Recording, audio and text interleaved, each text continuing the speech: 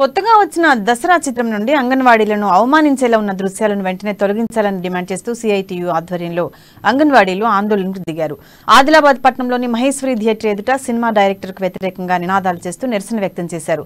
దసరా మూవీలో అంగన్వాడీ టీచర్ పాత్ర పోషించిన కథానాయిక కోడిగుడ్లు దొంగతనం చేస్తున్నట్లుగా చిత్రీకరించాలని, ఈ సన్నివేశాలు అంగన్వాడీల మనోభావాలను దెబ్బతీసేలా అవమానించేలా ఉన్నాయని సిఐటియు జిల్లా ప్రధాన కార్యదర్శి అన్నమోళ్ల కిరణ్ ఆరోపించారు. వెంటనే ఆ దృశ్యాలను తొలగించకపోతే రాష్ట్ర వ్యాప్తంగా ఆందోళనలు ఉధృతం చేస్తామని, సినిమాను థియేటర్లలో ప్రదర్శించకుండా అడ్డుకుంటామని హెచ్చరించారు.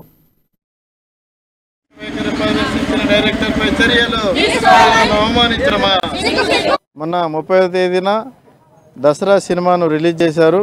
ఈ సినిమాలో హీరోయిన్ పాత్ర వెన్నెల పేరు అంగన్వాడీ టీచర్ పాత్రను పోషించింది. ఇంతవరకు బాగానే ఉన్నది.